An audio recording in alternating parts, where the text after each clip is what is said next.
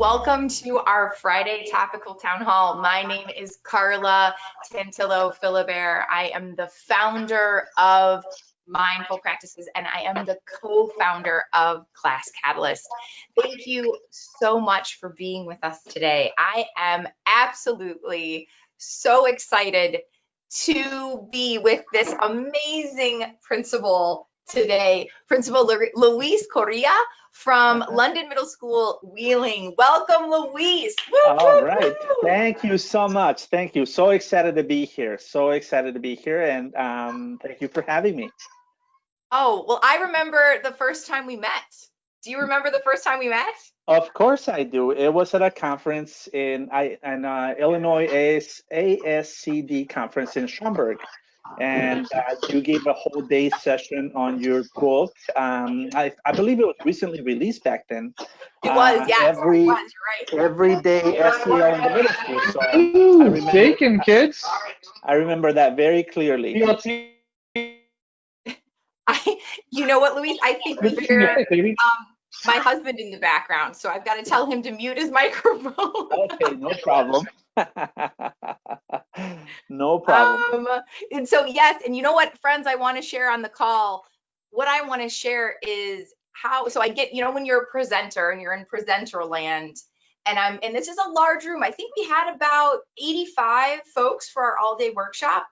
It was pretty big, if I remember. Yes, and there was this group. And so every time I would give the group an activity as a presenter, I would notice this group would be huddling together and taking furious notes, you know, and so I got curious, like, wow, this group is so motivated. And I find out not only is the principal with us, but his team members. And it was just, I was so taken by the passion of your team. I was so taken by the commitment to the work. Just SEL and teacher self-care is a discipline. And how you already had built that foundation in your school. And I remember thinking to myself, I've got to work with this guy because this guy. And that was, well, I was pregnant too. Yes, I remember. Yes. Pretty definitely. Pregnant. So this is at least two plus years ago. Yes.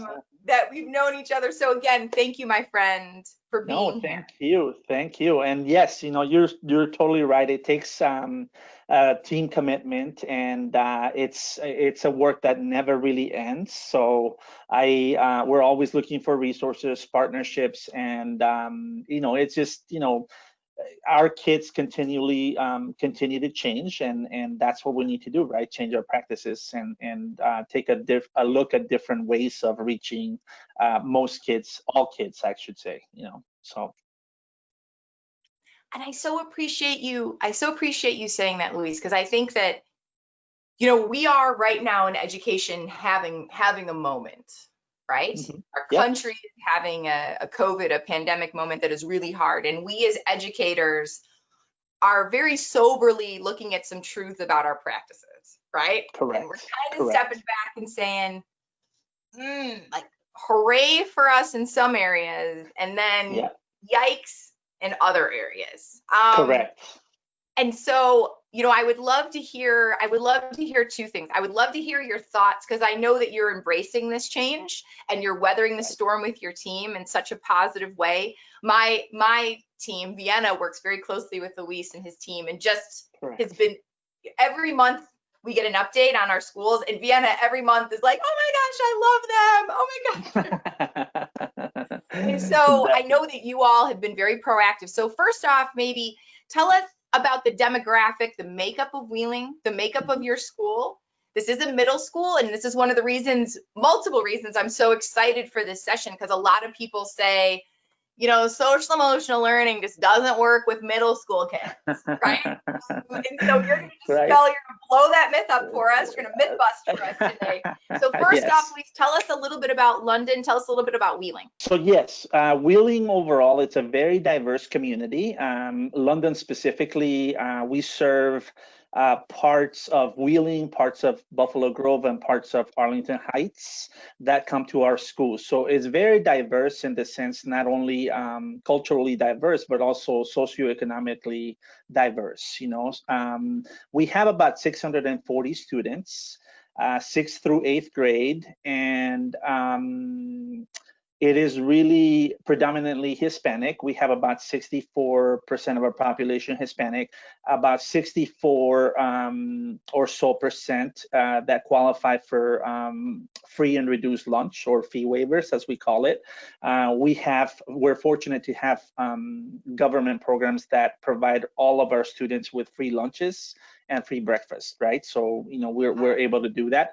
But the rest is just a really a mix of, we have a lot of Eastern European, Polish, Russian, and then we also have a little bit of, also African American, population, and then some Asian population. So it's really, really, truly, we are truly a melting pot in our school, which makes it very unique in the sense that we have to really tailor what we provide to our students, not only academically, but also in the SEL realm, and that's where I think a lot of our programming, a lot of the things that we've done as a school really cater to the different, the diversity that we have coming to us, which is a really, really neat thing to have. And at the same time, it can be very challenging because, as you know, catering to multiple languages and multiple demographics, you have to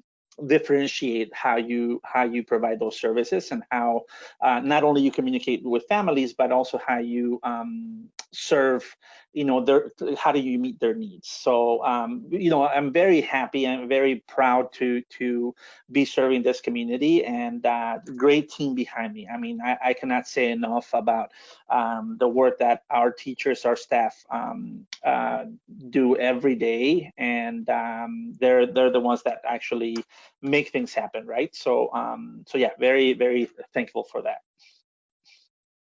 So talk to me a little bit about, in these changing times, how you've been able to connect the dots, because depending on, you serve so many different cultures, so many different ethnicities. And as we know, just growing up Italian American, I couldn't come to my dad and be like, I'm having a hard day. My dad, are your legs broken? Are you bleeding? Get to school, get to class, Yes. And so some cultures expressing emotions, right? Yep. Correct. And self-coping and all of these pieces, that's verboten. So how did you open a window and say, hey, families, we're gonna welcome this new path together around students recognizing and managing emotion. So how did you have those conversations? I know that you were so great about being intentional too. And you were like, all right, starting March 1st, this is what's happening. I mean, you were really great. So can you talk to us about that? Because ownership, autonomy for families, and especially for middle school students, we know is critical. Right. So, I mean, I think that now, I mean, everybody had to switch gears as of March, right? The last 3 months have been unprecedented, and we've all had to adjust. And in many ways, right? But I think what helped a lot with our families adjusting with us during these times has been the relationships that we've been able to build over the years, right? So really, I've been here for 7 years, and every opportunity I get to communicate, whether it's in my communication, my message to families, has been not only the focus on like, hey, this is what we're doing academically, but this is the importance of SEL. And this is what your child needs or might need that you're not really seeing, that you as parents need to pay attention to. So I think the communication about that has been intentional, and I call it communication / education, because it does take time to educate the parents. And like you said, I grew up, in a Mexican American family, right? So I wouldn't go to my mom and say, oh my gosh, I don't feel well today. Like I feel sad. I feel like she would just like, slap me upside the head and like, okay, you know what, just you're slacking off, so that's just the way I was brought up, and right, now, me too. Yeah. So nowadays, it's just parents, really, it's helping them understand that that matters for kids, that there are other ways that we can they can help their own kids that we're trying to do, and how do we combine those efforts, at home and here. So back to your question. So it was the relationship that we built over the 7 years, communication, education with parents. And then this transition, what really helped, in addition to the relationship that we had, was really from the get-go saying, you know what, we're going to focus on 3 things during this, pandemic. One is the connection with your kids and your family. So making sure that your kids are okay, making sure that you're okay as a family, and making sure that if you need something, you can always reach out to us and say, hey, you know what, we're struggling with this, or we're doing this, and just opening that up for families as an option.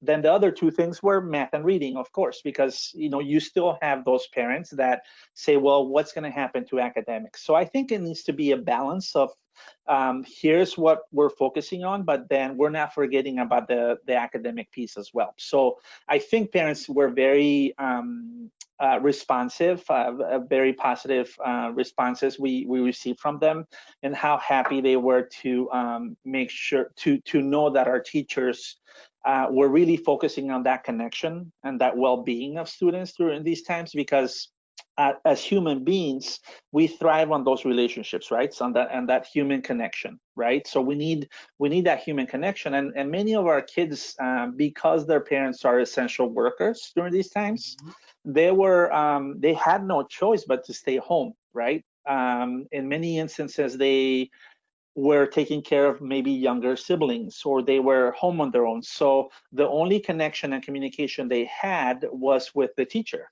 right? With their teachers. So I think maintaining those connections and focusing on that well-being was a huge part of our focus as a district and as a school. And I think I know that we're going to talk a little bit about how Class Catalyst help with that, but it's more that connection piece that we're focusing on. And there were maybe, less than 1% of the parents in our school. I mean, I'm talking a very minimal percent that I had to have a conversation with them about the importance of connection and well-being, because they still want something else for their kids, right?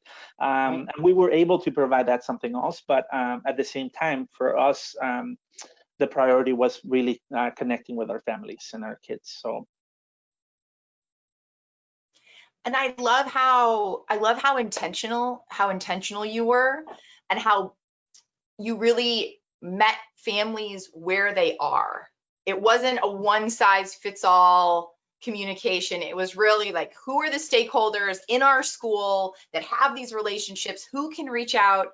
And I think one of the things too that you've done so well is, as I said, this couldn't start March 1st.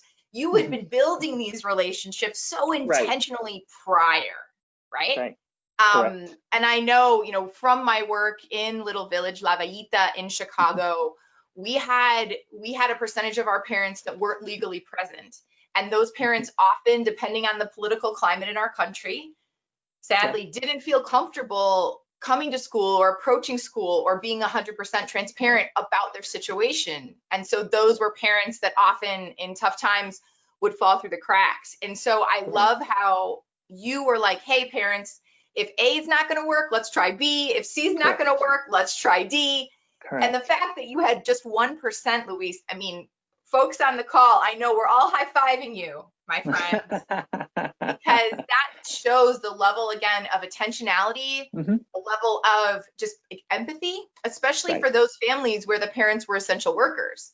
Correct. And students may or may not have been able to be online at a particular time because they were caring for younger siblings, right? And how you were so just compassionate, empathetic in your approach. That is inspiring. And it's really neat. It's really neat. So yes, we have so many questions that were submitted for this session. Okay, great. Yeah, love it, because I think that people really want to talk SEL in middle school, Right. And one of the reasons I love talking SEL in middle school is because, you've heard my shtick before. I don't believe SEL is something that works if we just adopt a program and do it on Wednesdays at 2:15. right? Correct. And you've been so strategic about your approach in SEL. You've connected it with well-being. Even so far today, I've heard you say SEL and well-being, like these things are joined in your Correct. approach. And so tell us high level how you have messaged, how you have framed social emotional learning, well-being, wellness practices for your teachers, your staff, Correct. as well as for your students. And then let's also talk about Class Catalyst, because you are one of our just rock star partners, and how you've used this art platform to connect the dots between students and teachers so no student falls to the cracks. So tell us your secret sauce, my friend. No, if there's a secret sauce, but definitely it's a lot of work. And once again, I have to emphasize this. Our staff, I mean, I have a great team behind all the work that has been happening here at London, especially with SEL. I think there's always been a focus on educating the whole child, right? And really holding ourselves true to what that means, right? So we're not only math, reading, social studies, science teachers, or whatever else you want to call, but we're teaching children, right? And I think the ultimate goal for SEL is to develop that emotional intelligence at the very end, and we want emotionally intelligent young adults and adults eventually that will go into the world and be able to fulfill whatever they're pursuing, right? So then the team made a big difference. What I did, what I started off with is really identifying teachers that were really passionate about the work, but also identifying those that had hesitations or were reluctant to jump in, right? So it took a lot of conversations and very intentional, like you said, making it a focus of ours through our school improvement process. And what I mean by that is that if it's every year, and I can show you our school improvement plans for every year for the last 7 years, we've had academic goals as a school, and we had SEL goals as a school, right? They've evolved over time, but I think if you, as a school leader and as a school leadership team, because you have to have a team behind you. I mean, I would be lying to you right now if I said, "Oh, I've done this all by my." It's not a one-man show, and or one-person show, but it's really a team behind you. And what the team has always, and that's what I appreciate about my team, is that we've always focused on, okay, well, this is what we're doing for academics, and this is what we're going to do for SEL. And every year, that has been the way that we do things as a school, as far as setting goals with not only ourselves but our staff. And that's actually what guides everything that we do. So we have folks who are very passionate about the academics, and we have folks who are very passionate about SEL. And as a school leader, my job is to maintain that balance, right? So the moment that we're going too gung-ho into the math and reading initiatives, which are equally important, but then, one thing that I've said with my staff that I know some of our teachers don't like it, but I say it anyways, is that kids in middle school and kids in school and even in high school, you will not remember what somebody taught you in math class. You will remember how was the classroom environment. You remember your teacher. You remember the connections you had with adults. That's what you remember about school. So then what do we want to prioritize? Do we want to prioritize the connections and relationships with kids, or do we want to prioritize teaching them all the content that we need to go through in a year that sometimes it's really not feasible, right? So that actually, having it in black and white as part of our plan, it's a big part of, it's a huge part of what we do as a school. The other thing too is that we have to prioritize needs, right? So whenever I collaborate with other colleagues from other districts, they say, well, how do you determine, what program to use or what resources to use? Each school is very unique and has different needs. So what I always tell them, I said, you know what, I'm not going to recommend you a program because you have to do what's best for your school and your community. So I think that what I do recommend is say, well, before you implement anything, you have to educate your staff. You yourself as the leader have to ground yourself in the research, because there's a lot of research out there. And then you have to pick one direction, right? Like, because I think what happens sometimes with the 5 SEL competencies, we tend to try to address all of them, which I'm not against, right? But I think the self-awareness and self-management are the foundation of functioning for like any person, no matter whether you're 4 years old or 60 years old or 90 years old. I think the self-awareness and self-management are the foundational pieces of the SEL competencies, right? So those are the internal pieces that allow us to, be in a group with others and function properly, or be ready to learn, or be available to get feedback, or be able to present, or whatever you call it. So if we're not able to check those emotions and self-regulate, then how are we supposed to function, right? So I think that's my biggest advice that I give others, to say, what, you have to do whatever program you choose. It's not going to be perfect. There's no, in my opinion, and this is only my opinion, there's no such thing as a perfect program. So a couple of years ago with a team, we did research on different SEL programs. We researched, the ruler approach. We researched Lion's Quest. We researched, Second Step, and so we said, okay, well, which ones of these programs is going to do something for us? And we landed on nothing, really. I mean, what we did instead, we said, you know what, we don't like there was something about each program that we're like, no, that's not going to work for us. No, that's not going to work for us. And nothing, I mean, they're all great programs, don't get me wrong, but then we decided, you know what, let's create our own scope and sequence. So then we can have, we can spread the SEL goals throughout the year, the SEL standards, and then see what we're touching up on. And that has been a living document that we've had, because every grade level, I believe 6th, 7th, and 8th graders are a different developmental level, that they need something different. The way that they create relationships, the way that they even self-manage, or the self-awareness that they have, is very different from 6th to 8th graders. So that's where we started. We started creating a scope and sequence, and said, okay, well, what kind of resources can we bring that will help us emphasize the self-awareness piece and the self-management piece? And that's where actually, that's when I started really looking into mindfulness and ways that, we can identify, or not only identify, but also self-regulate, through our emotions. I mean, so the articles that I started reading, and like pointed everything to mindfulness. So that's why, when I got the email, gosh, that was like 2-3 years ago almost, in the summer, from ASCD. I'm like, oh my gosh, I was just reading about mindfulness, and there was the workshop, for your session. And I said, you know what, I'm going to take a team of teachers to this, and then we're gonna go ahead and I'm gonna see how this is. I just want to try it, because nothing back then was really, it was just bubbling up, the whole mindfulness movement in schools. So I'm like, I'm gonna see what this is about. I'm not gonna, jump in it right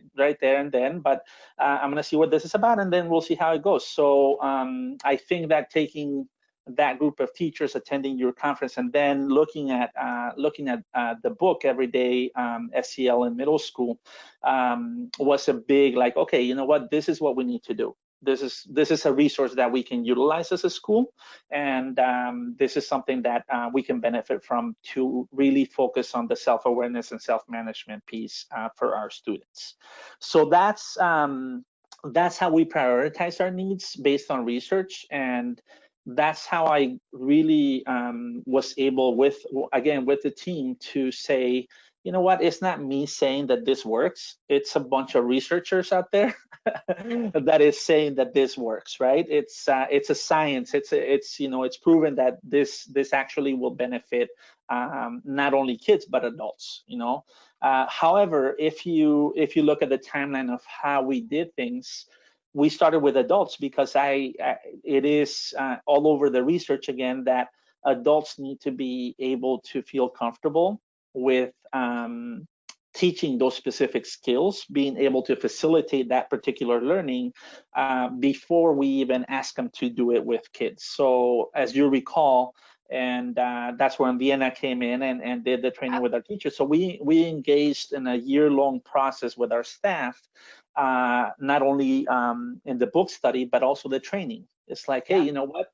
This is how this helps, and this is what you need to do to facilitate all these strategies to either calm a group down, build community, whatever the goal might be. But our focus was mainly the adults. We were still doing stuff with kids, but in the meantime, but our focus was really the adults, because that's where I feel there's that need to help adults understand and then be able to master that facilitation of those activities. Okay, so that's how we came about. And then finally, last year, as a school improvement team, we said, okay, well, how else can we provide our students more tools, if you will, because we're not into box programs, more tools to help, self-regulate, right? Self-manage and self-regulate. So then we created three things. We added three things to the whole SEL umbrella. Right. One was the lightning recharge zone, because we're the London Lightning. So we call it a recharge zone, and that's a space in every classroom that teachers created so students can go and either do a stress ball or doodle or different tools that they have to self-regulate in the classroom, right? The second thing that came out, and this is all from staff members, mind you, right? Which makes me really, really proud, because it's coming from them. Right. So then the other thing that we implemented was a mindful hallway pass. And what that is, it's really a hallway pass that has three different choices. One choice is for students to calm down if they have high energy levels, and they follow a certain pattern. We put different exercises in the hallways, whether it's to calm down or breathing exercises and so on and so forth. So they get that pass, and the purpose of that pass is for them to go around and find that exact color and do the exercises that the frame is asking them to do. So that has been also another way that, because we find that kids sometimes are embarrassed, if you will, to go use the lightning recharge zone. So then say, okay, what is another way that we can give them a little bit more, freedom, if you will, or more choice, so they can say, hey, you know what, I need to take a mindful walk right now, and the teacher can write that pass. So that was the second thing. And the third that we had was Class Catalyst, and that was kind of like a late add-on. So then I think the biggest thing with Class Catalyst is that our students, we're lucky to have one-on-one devices, right? So we have Chromebooks. So then we're very fortunate in that sense that every student has a Chromebook. And what we saw with Class Catalyst, and what attracted us about it, is that given that we had gone through the mindfulness activities for 1 year with our teachers, right? And the feedback that we were getting was some kids are really hesitant to engage in a group. Right. Their participation is not the same, just like adults, right? I mean, you saw it at you see it at your sessions. Sometimes adults are like, oh my gosh, really? Do I have to do this, right? Yep. But it's the same thing with kids. So we said, okay, well, what Class Catalyst does is really individualizes it's a platform that allows students to really be with their own thoughts and have that privacy, if you will, to self-regulate, and to put anything that they might want to communicate with teachers. So we said, okay, well, that could be another tool for those kids that maybe are not really want to engage in the larger group and are feeling a certain way, but they don't want to say it in a circle, or they don't want to say it when they're sharing, or they want to say it in the, clapping activity, whatever the case might be. Right. It's another platform for them to at least have that outlet and be with their own thoughts for that way. So self-management, we come to realize that it's a very personal action, right, that you have to take. It's like how you self-manage, how you self-regulate. It's very personal because I think sometimes we do things different when we're in public in a group because we want to adhere to the norm, or we don't want to be different, and we're afraid to be vulnerable. We're afraid to be out there, just put ourselves out there, and in fear that we'll be criticized or judged or whatever you want to call it. So really what we see with Class Catalyst is that my favorite piece is the comment box, Yes. in there, because I think that has a lot for some more communication, and teachers have said this too, that there's more communication from students that they typically don't hear from, and that typically don't speak up, but they're able to write things down and communicate with the teacher that way. And so that's what we've done so far. I mean, I believe that the skills that we are trying to teach students, we also need to be able to give them an opportunity to practice those skills, right? So I put it to my staff as like, okay, well, who has ever taken a piano lesson? And then some of them raise hands, right? I'm like, okay, when you take a piano lesson, are you in front of a piano, like really playing the piano, or are you watching a video of somebody playing the piano? Right? So Right. I said, with SEL, we're trying to teach these skills, but we're not really giving students the opportunity to practice the self-regulation, to really say, oh, you know what, this is what I'm going to do. So I think that we want to move in that direction of really allowing students to say, okay, here is a set of tools. You can choose from these set of tools, and then you choose what's best for you. Whether it's Class Catalyst, whether it's the mindful walking hallway pass, or whether it's the lightning recharge zone, then you have many options, right? But you need to practice these skills, because a lot of times what we do is we teach, but then is that time for practice allowed? And I believe that that's a big component of helping kids, really, and adults for that matter, right? I think when I started your session a couple of years ago, I didn't really think of breathing exercises that would help.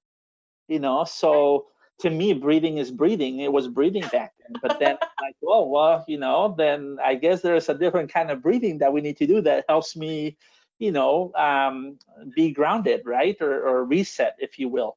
And that's intentional practice. That's intentional. It takes, there's intentional purpose with that. And if we don't teach our kids how to do that, then what is what is SEL then, right? So that's an overall picture of what we've been doing, the work that we've been doing, how Class Catalyst has really helped, as a tool. And what we say all the time is that, we're investing not only the work and time and resources in helping kids, understand and helping them develop these skills. But if we can reach half of the kids or a quarter of the kids with one particular tool, then it's worth it. And I'm going to give you an example of a student a student who wrote a teacher during this pandemic, right? About a month ago. Yeah, about a month ago, she had to go live with a relative because there was some COVID in her household. Right. So she went and lived, she still had her device, and she was checking in with her teacher, but she wrote to her teacher, you know what, this is how I feel, this is the family situation, this is what it is. And I, once again, this is what the teacher did, and this is how some of the staff is too, but she said, hey, you know what, you're not alone, we're here to help. The teacher communicated with us, and we were able to help whatever way we could with that family.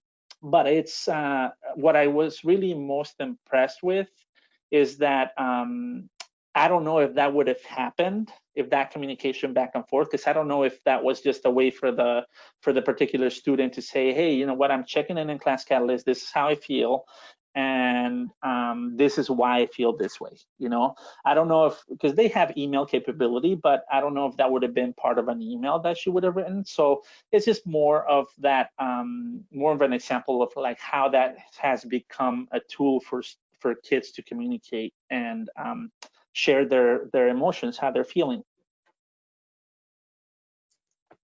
Luis, that warms my heart, because that is exactly, having been an educator myself, Right. having had students that were silently suffering, having had students that we lost to suicide or had fallen through the cracks, that is exactly why we designed the tool. So thank you for sharing that, because that is a powerful, powerful story. Thank you. Yes.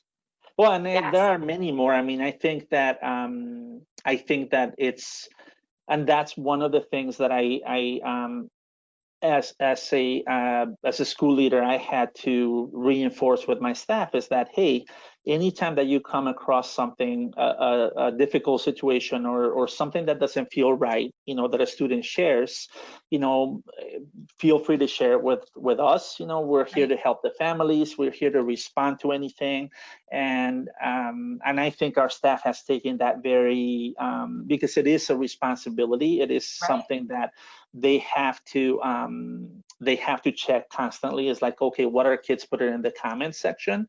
But it's also a way for them to gain an understanding, a better understanding of what the student's going through.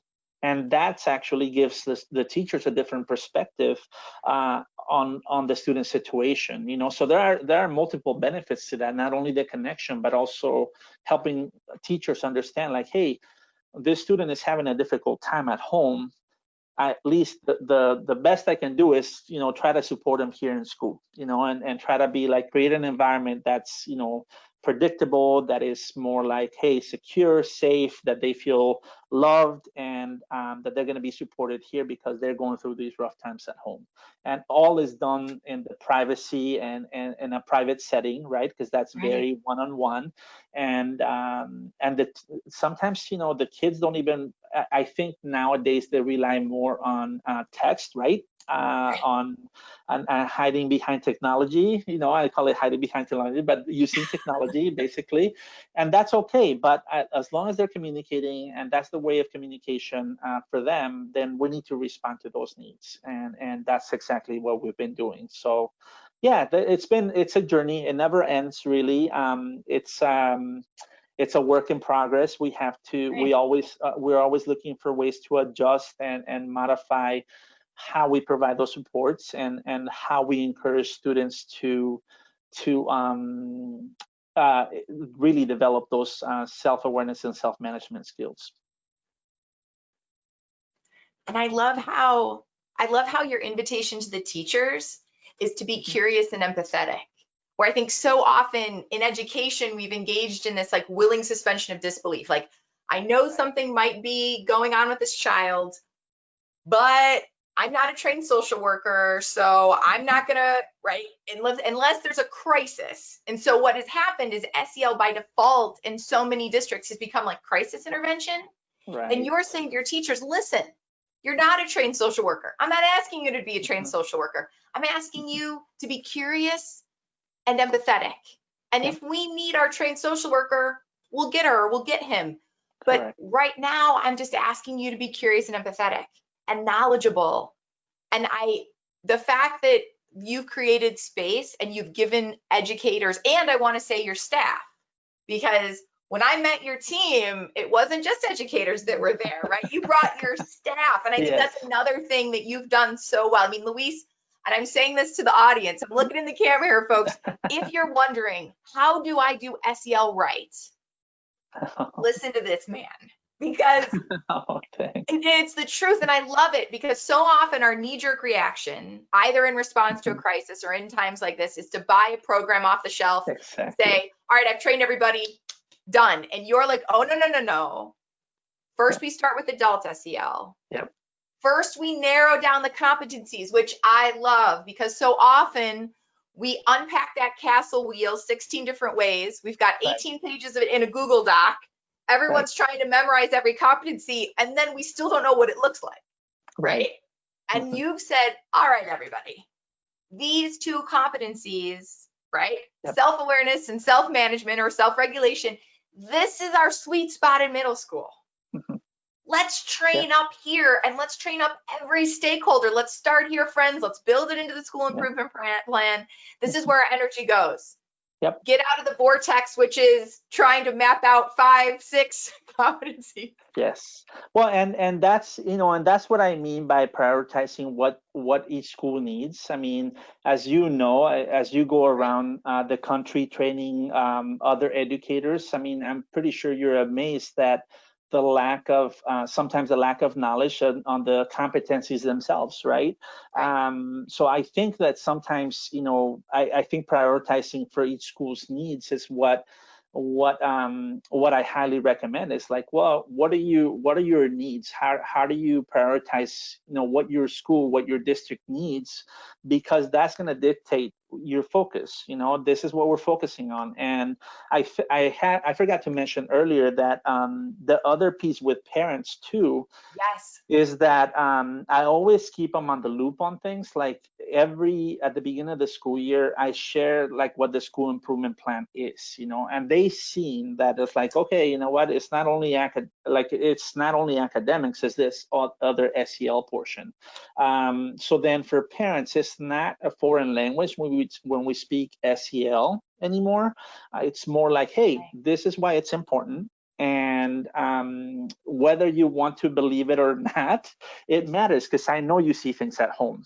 I know that you've seen your child, do this, and this at home, and that's because they are not, self-regulating, or they need something else. So this is what we're trying to do as a school, so they can learn, but then you can use the same skills at home, or help develop the same skills at home by doing X, Y, Z. So I think being very open with parents has really helped us, not only with moving forward with the initiative, but also improving the way that we do things here in school by allotting time to do those things. Does that make sense? So it's really, when we say, our focus is SEL and academics, they get it, that like, hey, you know what? Yes, that those skills are also important for my child, because I want my child to be healthy. I want my child to love school. I want my child to be happy. And who doesn't want their own kids' happiness, right? I mean, that's what I want for my own kids, is for them to be happy. So it's really important for us to, as educators, to really send that consistent message of like how SEL is such an important part of growing, of developing as human beings. So that has been our message with parents, and it continues to be. And I mean, you've seen the increased focus on SEL as a result of this pandemic, right? My wife, who you also met, remember meeting my wife? I mean, she was at the same conference. Oh, yes. I said hi. She's so lovely. Yes, I will. And so my wife actually said, you know what, it took a pandemic for SEL to be in the spotlight, in the nation spotlight. It really did. I mean, I was looking at something the other day that said about 83% of the districts nationwide feel that SEL has become a priority for them. I mean, 83%. In which, like you say, well, I mean, I wonder what the percentage was before the pandemic, but I know it wasn't that high, because, I think in talking to neighboring schools and other colleagues, I mean, everybody's at a different place, which is okay, but I think now more so than ever, it's really an opportunity for us to grow that awareness and really focus our efforts on improving that. It's just amazing how this it's a silver lining, right? This pandemic has resulted in like, hey, SEL is real and SEL is important for our kids, because I don't think many people were paying attention to that as much as we needed to before that. Yes, and I agree with you, of course. I think people saw it as, a program, they didn't see it as part of that three-legged stool of education, right? Of operations, academics, and climate and culture, or social emotional learning. People saw it as like, it's academics, and we'll do a little SEL on Wednesdays at 2:15. And that wasn't working. And we know it wasn't working because the suicide rates in our country have been going up dramatically year after year. And so we know we had to do better, and now we know better, and now we have this moment for change, right? Correct. Which is so exciting. And I just want you to know, Luis, that the chat is blowing up. Kathy, Karen, folks are weighing in. They love you. I think we need to get you on a national speaking tour to motivate and inspire us all, my friend. Something I would love for you to talk about, I know we have about 5 minutes left, is a lot of folks, administrators and teachers, well-intentioned, loving folks, also are a little bit nerved up about making SEL a priority in their buildings, especially in middle school and secondary, because they're afraid of the exact thing that you spoke of, right? That like there's parents or there's teachers who say, listen, I didn't sign up to teach this. I signed up to teach science. And now you're asking me to teach this touchy-feely stuff? I don't think so, buddy. So what do you say? And I love how you said, come on, everybody, we want our kids to be happy, right? I mean, it's a no-brainer. But like, so if I'm an administrator and I've got that person on my staff who's like, nope, what do I say to them? I mean, I have to say that when we started this journey a few years ago, we did have, that small percentage of staff that, was still reluctant. And I think one of the things that I do is really, hit him with kindness, right? and also present the research. I base a lot of what I do on research. I like to stay up to date on what's going on, not only SEL, but also the academic world, right? There's a lot, to grab from, but I think, overall, I think trying to create that balance, there's a sweet spot in which, teachers who maybe came into education because they love social studies or they love math, right? And they said, okay, well, I didn't sign up to, teach all this, touchy-feely stuff, as you put it.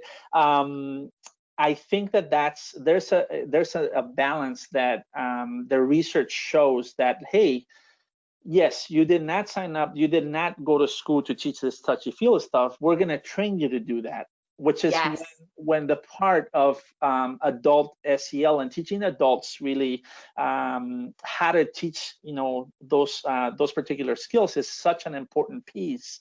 Because if you skip the adult part, it doesn't matter what program you have, what resources you have, the kids are not going to get it. Bottom line, the kids are going to get the minimal. And I think that's what I've seen. It's a shame because that's what I've seen some schools do is they go and adopt a program, right? A box program that's like, hey, you know what? I'm going to come and get this. I'm going to implement it. And sure, everybody is playing these videos and going through the questions. But in all reality, it's a check. It's a box that they're checking, So then I love what at your session 2 years ago, what my wife said, and I, not because she's my wife, but because I truly believe in this.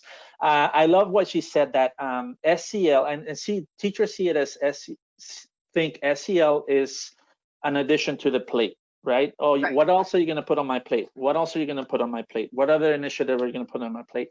And what I recall my wife saying at your session or your conference that day is saying, well, we have to get people to think of SEL as not being part of the plate. We have to think of SEL as being the plate. Like SEL is the plate, and it's so true because I think, we've all seen in social media or things like, Maslow's before Bloom, but actually doing that and focusing on that takes a lot of effort, and it takes a lot of education. It takes a lot of conversations, and sometimes I've had to stand in front of the staff and say, I know this is going to sound crazy, but I want you to give yourself permission not to focus so much on the academic, and let's focus on what the kids need right now. We're going through some difficult times. We're going through some, I want you to be like it's going to be okay if you don't finish all your math and language arts and all this. And they have, I mean, I don't know what they think about it, but they have. I think it's such an important part to as an administrator, to give them the message like, hey, SEL is a priority and SEL is important. And then have those critical conversations with staff. Also have the supports for staff that are needed, because as Maja, who's it? I can't say her name. Maja Angelo said, you Maya do. Angelo, yes. Yeah, you do better when you know better, right? Right. Right. So then, of course, it might be, I always, I really don't think different of a teacher who's reluctant about SEL or the touchy-feely stuff. I think, what? You need some help. You need some, like, you need to be trained on how to do this, and I'm going to help you get there, if you want to get there. Now, if they don't, that's a different story, but I think it's really helping teachers really understand the value of it, and also understand that every child that comes through our doors is someone else's child that they're putting in our hands to educate and to also take care of as a human being, right? And a lot of our kids that walk through our doors come in with so many things from outside of school that we cannot control.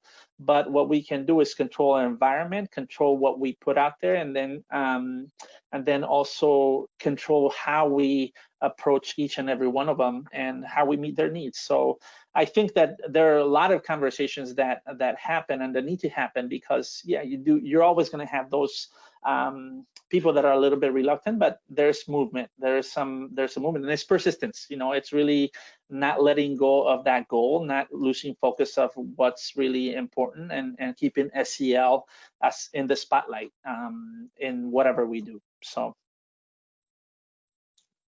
Luis, you are such an inspiration. And one of the reasons that I just want to say out loud, and I know everyone on the call is thinking it with me, is because you are that administrator who bravely stood in front of his team and said, yes, you're going to be faced with that decision where it's 10 minutes or 5 minutes before the bell is going to ring.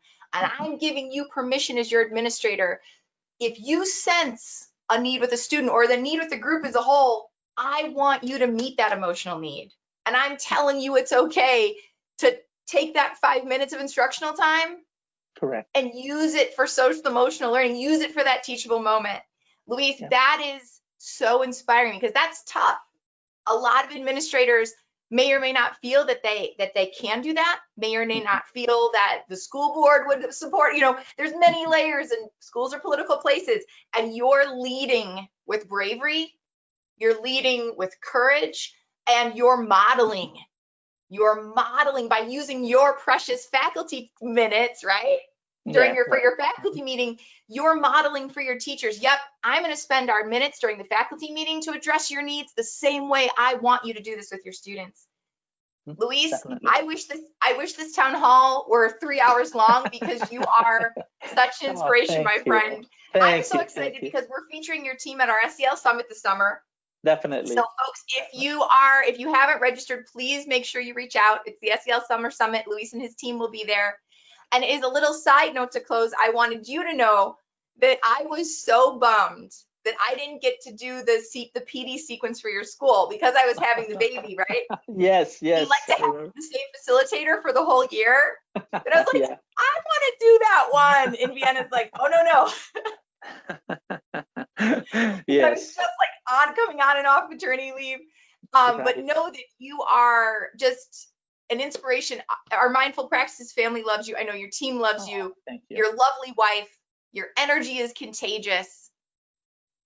Thank you for your time today, my friend. Thank you so much. And thank you again for having me. I love to share the work that we do. I mean, like I said, I cannot credit my staff enough. I have a great team behind me as well. And I believe that relationships are part of what we do, and SEL is such an important piece of growing up. Our young kids, our young adults, and our future really needs now more than ever, like to develop those skills. And I know it's just I'm very proud of what we've done, and the work is not done. A journey never ends, right?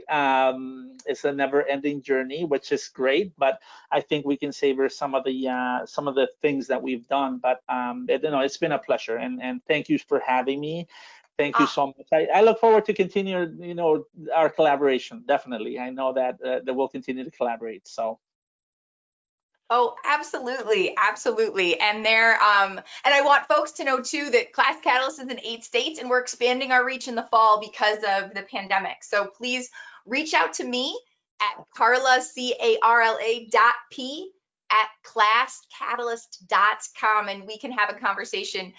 Luis, again, from the bottom of my heart, I don't know if you can see the chat. People are like, Luis is from Yolanda. Luis is an excellent example of stepping from comfort into courage. Yolanda, you read my mind. I want to send a clip of this to Brene Brown, Luis. I'm like, get you on the next Brene Brown podcast. Thank you, my friend. Thank you, everyone, for being with us. Have a wonderful weekend. Thank you so much. Bye-bye. Bye-bye.